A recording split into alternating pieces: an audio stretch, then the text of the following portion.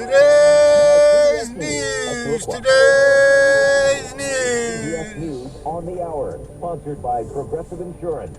I'm Matt Piper. First, it was Mexico. Now, Canada. Tariffs of 25% against both countries have now been put on pause after both seem to have bowed to what President Trump is demanding.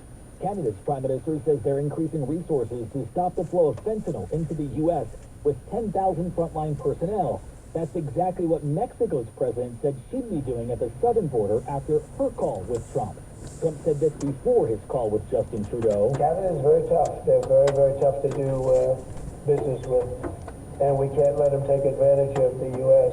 Tariffs on Chinese goods are set to go into effect at midnight, though Trump said he's speaking with China's leaders soon, too. CBS News has learned the Trump administration wants U.S. aid to be merged into the State Department with a significant reduction in funding and cuts in the workforce. But it will remain a humanitarian aid entity. Christina Dreyer is a speechwriter who has a contract with the agency. I watched some people get fired, and I thought it was just them, and it turned out it was 60 senior people for USAID, and I watched it happen, and that was just absolutely heartbreaking. Salvage crews have recovered parts of the plane that sank to the bottom of the Potomac River last week after crashing with an Army helicopter. It's now on a barge. Army Corps of Engineer Colonel Francis Perez says they're still trying to identify a dozen more people who were on that flight. Reuniting those lost in the tragic incident is really what keeps us all going. Transportation Secretary Sean Duffy got a first-hand look at the crash site in Philadelphia, where a medical jet crashed Friday, killing all 6 people aboard and at least 1 person on the ground. Whether it's the speed or location of the aircraft, we will be able to get some data, hopefully, off that device.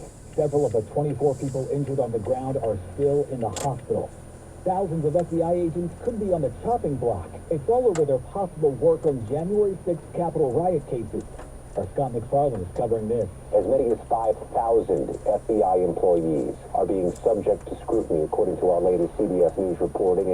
They had a mid-afternoon deadline to complete this questionnaire surveying agents and employees for what roles they played in the January 6th riot investigation. After her big wins at the Grammys, Beyonce announces her Cowboy Carter tour. Now let's all the cowboys to the dance floor. The 22 tour kicks off April 28th in Los Angeles.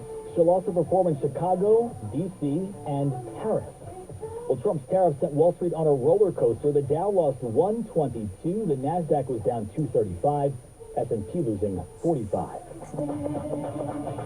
This is CBS News. Well, that's today's news. Today's news. I didn't hear any good news, did you? I didn't think so. I guess it's all about perspective. The glass is half full.